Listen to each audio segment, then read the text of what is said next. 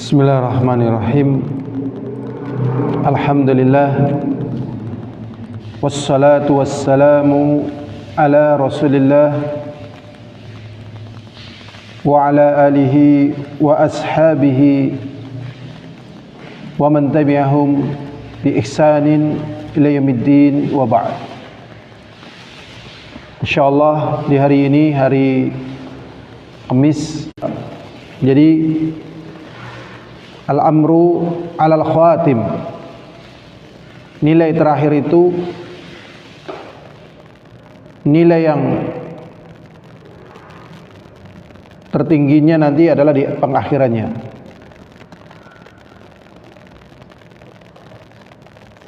Allah SWT menjadikan hidup manusia ini penuh dengan perjuangan, tapi justru di saat-saat terakhir itulah penentunya, karena biasanya orang dalam keadaan berenergi, bersemangat justru di awalnya.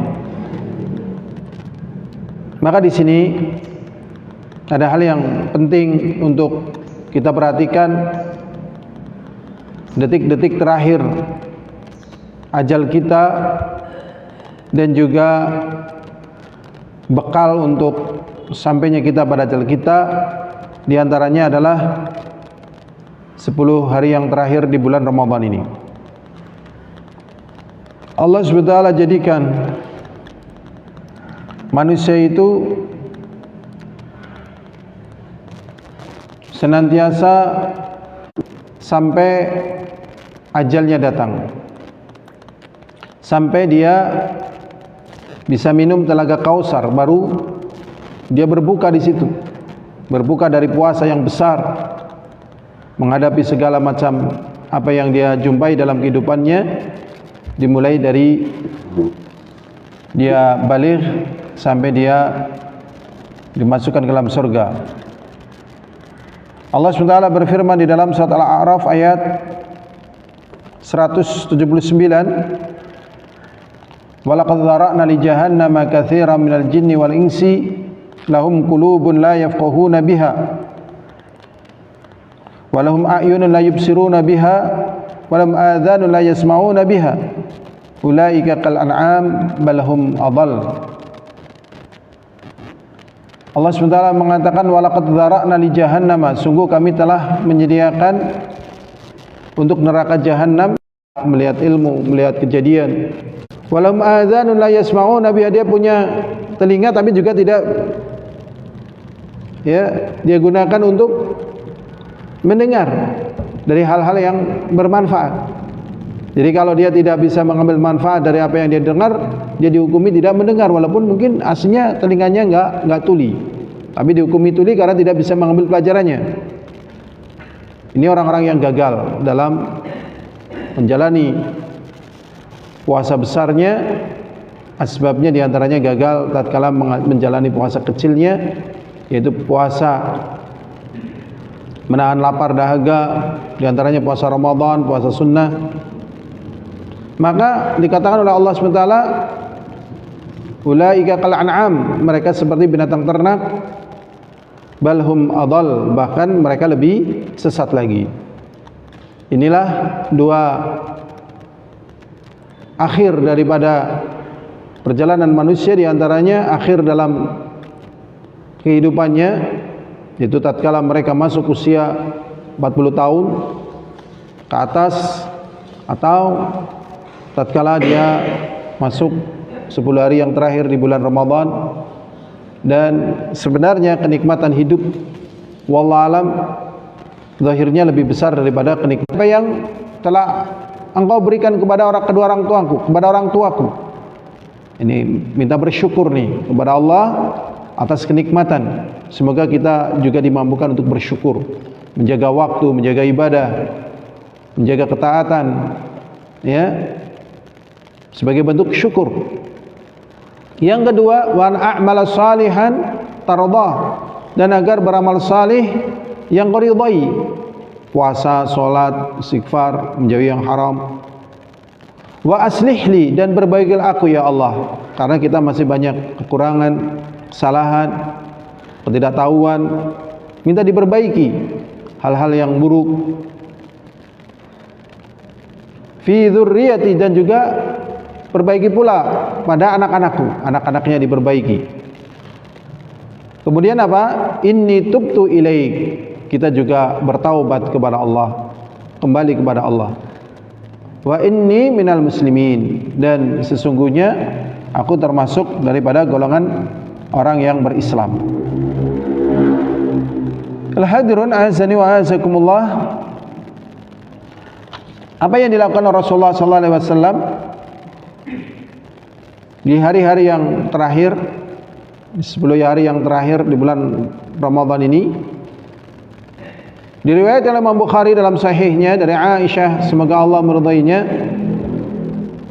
Beliau berkata, "Kana Rasulullah sallallahu alaihi wasallam yujawiru fil ashri al-awakhir min Ramadan wa yaqulu taharru lailatul qadri fil ashri al-awakhir min Ramadan."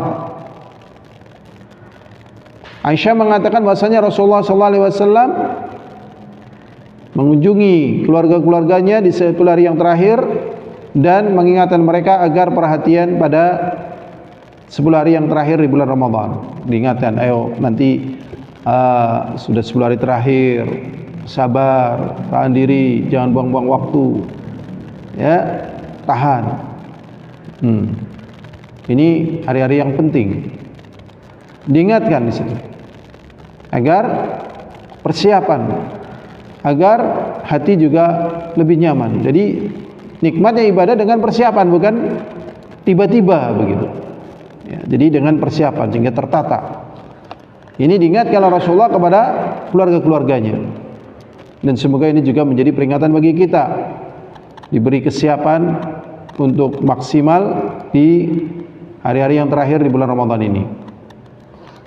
Kemudian juga di dalam Sahih Muslim dari Aisyah, semoga Allah meridainya, berkata, "Kana Rasulullah sallallahu alaihi wasallam yastaidu fil ashr al-awakhir ma la yastaidu fi ghairihi." Dalam Sahih Muslim dari Aisyah, semoga Allah meridainya, bahasanya Rasulullah sallallahu alaihi wasallam bersungguh-sungguh di dalam ibadah di 10 hari yang terakhir apa yang beliau tidak bersungguh-sungguh di hari-hari yang lainnya. Padahal Rasulullah di selain Ramadan saja itu luar biasa ibadahnya. Ya, luar biasa.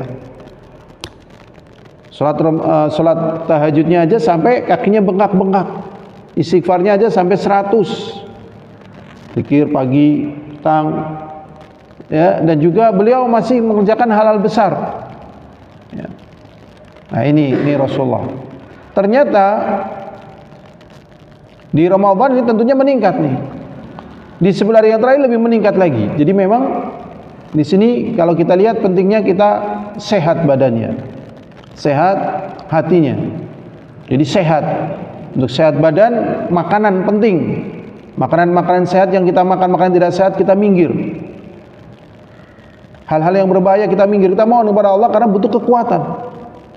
Karena orang bisa maksimal di dalam ibadah kepada Allah diantaranya kalau badannya sehat.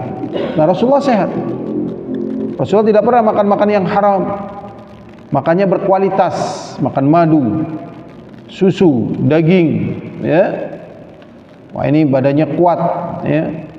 Kurma. Jadi yang haram-haram enggak, apalagi makruh juga enggak. Ya.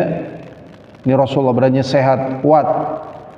Nah, beliau meningkatkan ibadah lagi di 10 hari yang terakhir di bulan Ramadan.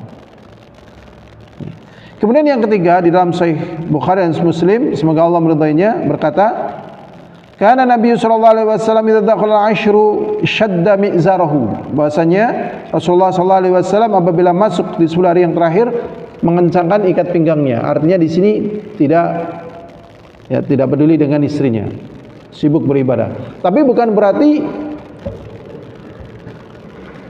haram, ya, untuk bersama istri, tidak, ya kan? Uhillal lakum lailatas siyami rafathu ila nisaikum, dibolehkan bagi kalian malam puasa untuk bersama istri, boleh. Jadi bukan berarti kemudian haram begitu, tidak. Salah ya, memahami haram salah. Tidak haram. Tidak haram ya, boleh. Dan di sini artinya Rasulullah tidak peduli, mementingkan ibadah di 10 hari yang terakhir, mementingkan dan banyak beribadah ya. Wa ahya lailahu, kemudian menghidupkan malamnya untuk begadang, untuk berzikir, berdoa. Jadi menghidupkan malam di sini untuk mendekatkan diri kepada Allah Subhanahu wa taala. Jadi terkadang orang kakinya capek, matanya kantuk, tapi ibadah tidak mengapa. Terkadang orang melakukan perjalanan jauh, ya hanya sekedar ingin tahu dan sebagainya, sampai kakinya capek, lecet. Nah, padahal cuma hanya jalan-jalan aja, ya, misalnya mendaki gunung. Wah, ini kalau misalnya beribadah kakinya capek dan sebagainya tidak mengapa. Sabar, karena untuk hal lain juga kadang kakinya capek. Kadang sebagian para ibu kakinya bengkak-bengkak karena katanya berdiri lama mencuci piring. Ya, semoga itu menjadi kebaikan. Demikian juga tatkala sedang qiyamul lail juga tidak mengapa, karena ini termasuk bagian daripada ibadah. Wa aiqadha ahlahu, dan membangunkan keluarganya, dibangunkan untuk beribadah di 10 hari yang terakhir. Di sini dijelaskan wa bil hadis anna iqtinama awqatil fadli yahtaj ila azmin wa sabrin wa mujahadatin li nafsi. Di sini dijelaskan bahwasanya mengambil keuntungan di waktu-waktu yang utama membutuhkan tekad. Membutuhkan apa? Tekad. Jadi memang bertekad. Makanya yang kuat di sini bukan yang kuat badannya ya, tapi tekadnya. Karena berapa banyak orang yang lebih kuat badannya nggak mampu karena tekadnya lemah. Jadi tekad nih. Kemudian apa? Sabar. Bukan berarti yang kuat itu betul-betul kuat. Bisa jadi dia tidak begitu kuat tapi sabar, menahan. Karena berapa banyak orang yang lebih kuat tidak mampu. Mungkin ada orang yang mampu mengangkat barbel 1 kintal, tetapi begitu tarawih 2 rakaat sudah nggak mampu ya. Baca Quran 10 menit sudah nggak mampu. Padahal orang-orang yang mampu baca Quran lama dan baca tarawih lama, suruh ngangkat barbel 5 kilo nggak mampu. Nah ini makanya kesabaran. Jadi latihan itu sesuai dengan bidangnya. Kalau latihannya ibadah, kuat ibadahnya. Kalau latihan olahraga, kuat olahraganya. Makanya kalau kita olahraga sebatas untuk menguatkan ibadah.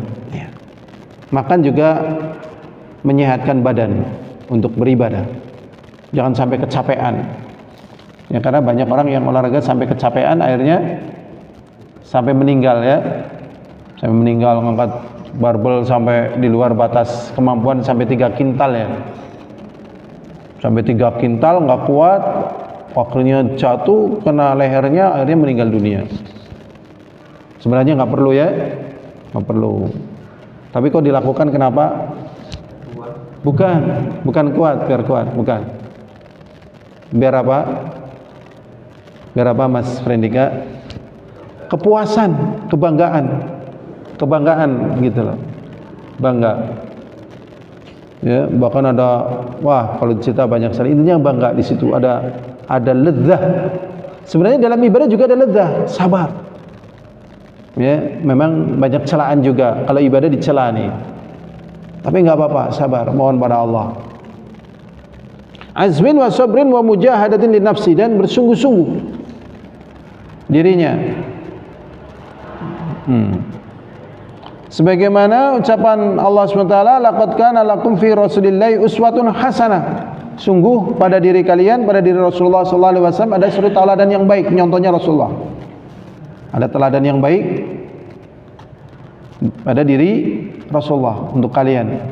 Berarti di sini zahirnya kalau kita lihat semacam ini, Rasulullah kalau beribadah lama pun capek, ya sabar, karena beliau juga teladan, berarti beliau kan merasakan apa yang dirasakan oleh kita, ya capek, ya lapar.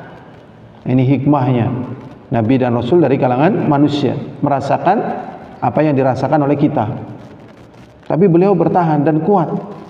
Makanya terkadang kita itu bukannya nggak kuat, kita kurang sabar.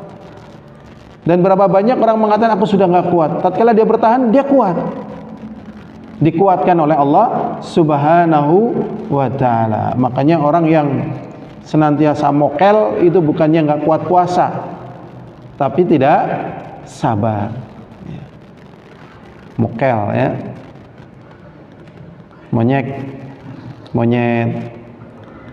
kelaparan. Itu kalau medot, kalau ketahuan medot namanya monyet kelaparan. Tapi kalau sudah medot nggak kelihatan medotnya, padahal kuat, namanya monyet kelantangan.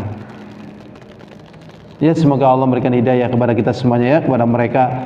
Istilah ini sebenarnya ya istilah keras, ya. Kalau medot lebih umum, ya, medot bisa yang syar'i medot, yang tidak syar'i juga medot, begitu. Kalau mokel ini hati-hati penggunaannya, jangan sembarangan, ya. Misalnya di Masjid Nabawi, mokel, itu jangan. Mungkin dia nggak puasa, uzur, gitu ya, lagi uzur. Ya namanya manusia, mungkin sakit atau tua, gitu kan, dia nggak puasa, bukan mokel berarti, uzur, medot, ya, atau berbuka. Ini teladannya adalah Rasulullah SAW. Wa dzakarallaha katsira, dan banyak berzikir kepada Allah. Kemudian juga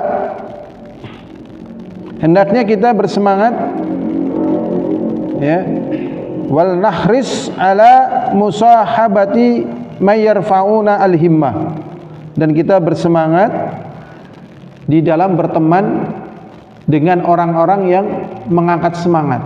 Maka kita tatkala di majelis taklim semangatnya meningkat, tatkala di rumah tertidur rasanya badan ini maunya hanyut dalam tidur. Jadi pengaruh berteman orang yang semangat menjadikan kita semangat. Tatkala kita misalnya di Masjid Nabawi atau di Mekah, orang-orang pada kuat beribadah, akhirnya terbawa kuat, ya, pengaruh. Wa yuhayyuna al-azma, dan menghidupkan tekad. Wa yujaddiduna nasyab, dan memperbarui semangat. Jadi semangat itu diperbarui. Kadang loyo, pingin meninggalkan, pingin udah, gitu ya, diperbarui lagi. Wa yu'inuna 'ala dha'ah, dan perhatian terhadap ketaatan. Sebagaimana firman Allah SWT di dalam surat Al-Kahfi. Allah SWT berfirman, wasbir nafsaka ma'al ladzina yad'una rabbahum bil ghadati wal 'ashyi yuriduna wajhah, dan sabarkanlah dirimu bersama orang-orang yang berdoa kepada Rabbmu. Memang bersabar, ya, bersama orang-orang yang beribadah. Jadi saling memberikan kesabaran pada waktu pagi dan petang. Yuriduna wajha, yang mereka mengharapkan wajah Allah. Wala ta'du 'ainaka anhum, dan janganlah kalian palingkan pandangan matanya dari mereka. Turidu zinatal hayatid dunya, karena pingin kesenangan dunia. Wala tuti' man aghfalna qalbahu an dzikrina, dan jangan kau ikuti orang-orang yang hatinya kami lalaikan dari berzikir kepada kami. Karena mereka lalai, maka Allah lalaikan sekalian dari zikir kepada Allah. Wattaba'a hawa, karena lalai daripada Allah mesti konsekuensinya mengikuti hawa nafsu. Konsekuensinya mengikuti hawa nafsu. Jadi kalau tidak mengikuti Allah, ya mengikuti hawa nafsu. Makanya di 10 hari yang terakhir ini ada yang menghidupkan malam di masjid, ada yang menghidupkan malam mungkin di tempat-tempat yang jelek, ya. Kan ada yang begadang apa tidak di 10 hari terakhir Ramadan? Ada, ya. Itu kembali. Nah, itu jangan diikuti. Jangan. Memang ketaatan itu berat, pahit, tapi setelah itu manis. Berpaling dari ketaatan itu menjanjikan, menyenangkan, tapi setelahnya pahit, penyesalan. Makanya Allah mengatakan jangan ikuti. Ya. Wa kana amru furudha, urusan mereka itu berlebih-lebihan, melampaui batas.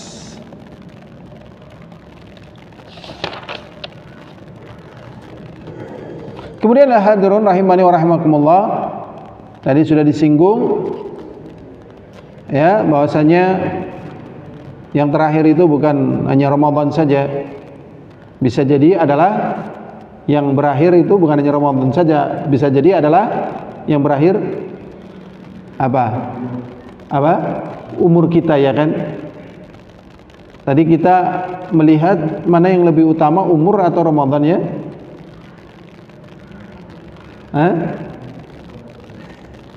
Ramadan atau umur?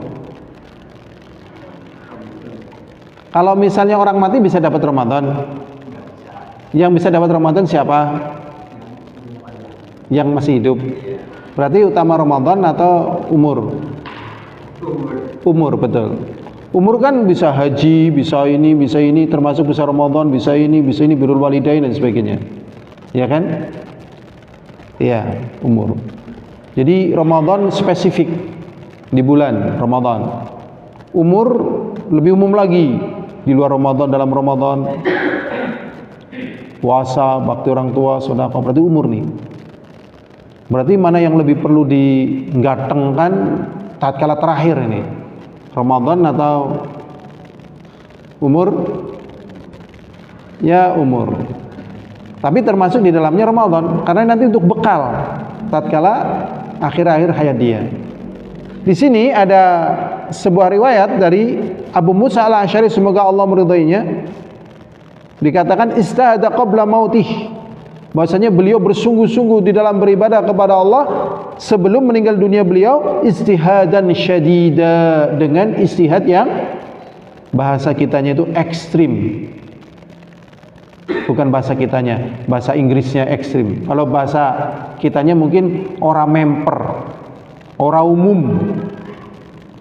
Nang rumah sakit, lagi kritis, tahajud bae, maca Quran bae, zikir bae, kon meneng ora gelem. Itu. Jadi kalau ada yang demikian itu, masya Allah, jempol ya. Pak, bapak kritis pak? Enggak. Istirahat pak? Enggak. Bapak ini enggak, pokoknya saya mau baca Quran, mau zikir, mau ini. Hati bapak udah pecah pak? Enggak bapak, gitu. Seperti hatinya Syekh Mukbil udah pecah itu. Ibadah terus. Syekh Utsaimin sudah sakit suruh berhenti, enggak mau. Begitu. Jadi memang orang-orang yang memanfaatkan waktu yang besar, di saat ajalnya pun dia tidak mau melakukan hal kecil, besar. Umar bin Khattab ditusuk perutnya sehingga dikasih air minum. Umar bin Khattab radhiyallahu anhu ditusuk perutnya sehingga tatkala pengobatan dia tergeletak 3 hari, dikasih minum ya sari kurma dari perutnya, dari mulutnya keluar dari perutnya tanpa anestesi. Tatkala ada orang yang celananya menutupi mata kaki, dia mengatakan, ya Ibnu Ukhay, wahai anak saudaraku, irfa izaraka, angkat sarungmu, fa inna asfala tahta ka'bain fa finnar, sesungguhnya di bawah 2 mata kaki ini di neraka. Luar biasa. Bahkan Rasulullah SAW dalam keadaan sakit, rafiqil a'la. Nah ini, moga-moga kita begitu ya. Mau nggak Mas Abdul Qahar? Mau. Caranya gimana Mas Abdul Qahar? Bukan sabar, semua orang tahu mah. Caranya gimana Mas Frendika? Ya di saat-saat seperti ini kita juga berusaha maksimal. Karena orang bisa ngebut karena biasa ngebut atau nggak pernah ngebut. Orang bisa ngebut, bahkan bisa jumping, bisa manuver dan sebagainya, karena sudah biasa ngebut dan jumping atau karena belum pernah. Sudah biasa. Dari Ismail misalnya sampai gelontor 15 menit, wush, gitu kan. Biasa misalnya. Maka tatkala dia menghadapi tantangan yang lebih besar daripada itu, saya udah biasa gitu. Nah, inilah diantaranya latihan-latihan. Maka di 10 hari yang terakhir ini latihan nih. Biar nanti tatkala ajal kita datang, kita sudah biasa menghadapi alat berat. Sudah pernah lihat kakek-kakek bawa bambu yang berat tapi kuat dan merasa enteng? Sudah pernah lihat? Kenapa dia bisa ngangkat seperti itu? Karena waktu muda dia biasa ngangkat. Sudah pernah lihat kakek-kakek nyangkulnya bisa dapat banyak? Anak yang muda baru cangkul langsung ngos-ngosan, udah pernah lihat? Kenapa yang kakek-kakek ini kuat nyangkulnya? Udah biasa nyangkul. Sama, jadi kalau orang pingin, ya istilahnya sebenarnya nggak seperti itu ya, tapi istilah zaman sekarang, kalau pingin ugal-ugalan, pingin barbar nih, ya ekstrim, orang umum, orang member, di saat-saat dia mau dicabut nyawanya, latihannya sebelum dia dicabut nyawanya. Nah, ini di sini ada seorang sahabat tatkala mau meninggal dunia, sungguh-sungguh luar biasa di dalam beribadah kepada Allah, sampai dikatakan kepadanya, "Lau amsakta wa rafaqta bi nafsik." Wahai Abu Musa al-Asy'ari, kenapa engkau tidak mau berhenti? Apakah engkau tidak menyayangi dirimu? Berhentilah. Kamu sudah sepuh, kamu sudah kritis. Istirahat, sayangi dirimu. Apa jawab beliau? Jawab beliau, ya. Innal khayla idza ursilat faqarabat ra'sa majraha akhrajat jami'a ma 'indaha. Jadi kuda yang memiliki kekuatan yang besar, kuda pacu, memiliki kecepatan lari yang luar biasa. Tatkala dia lari dengan kecepatan yang luar biasa dan tidak istirahat. Wallah alam, apa kuda kuat sehari semalam atau lebih sehari semalam tanpa berhenti. Padahal kita kuat nggak lari sehari semalam tanpa berhenti? Langsung bawa UGD ya, bablas kayaknya. Ini kuat lama nih. Ya, wallah alam, coba nanti dicari itu berita tentang kekuatan kuda, berapa kuat daya tahan dia lari, ya, dengan kecepatan tinggi tanpa henti, tanpa istirahat, sampai berapa hari, coba dicek. Coba. Ternyata apa? Dalam posisi yang dia sudah mencurahkan segala daya dan upayanya agar mencapai tempat yang dia tuju, mungkin untuk perang dan sebagainya, dia butuh cepat, butuh tepat. Ternyata apa? Tatkala hampir sampai, bukan merendahkan ucapannya, tapi bukan merendahkan langkahnya, tetapi justru mempercepat langkahnya, tambah cepat lagi. Jadi di saat-saat kita energinya saat ini sudah hampir habis, justru disinilah kesempatan kita menaikkan nih kekuatan, ya, kekuatan kita di dalam beribadah. Ini beruntung bagi mereka yang biasa makannya nggak banyak. Kenapa? Karena biasanya kalau orang yang makannya nggak banyak, di saat lapar seperti ini dia masih daya tahannya kuat nih, bagus nih. Tapi kalau yang makannya banyak nih, laparnya juga cepat nih, mau diisi lagi nggak bisa nih. Nah, disinilah dia kadang loyo nih, di sini nih, loyo. Maka kadang-kadang anak-anak lebih kuat daripada orang tua nih. Anak-anak terus bermain, nggak lapar, makannya sedikit. Orang tua makannya banyak, tidur terus, nggak bermain, loyo nih. Nah, ini penting.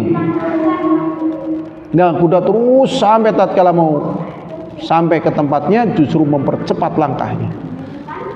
Kemudian Abu Musa al-Asy'ari mengatakan, "Walladzi baqiya min ajali aqal min dzalik." Adapun yang tersisa dari waktu aku mau meninggal dunia lebih pendek daripada itu.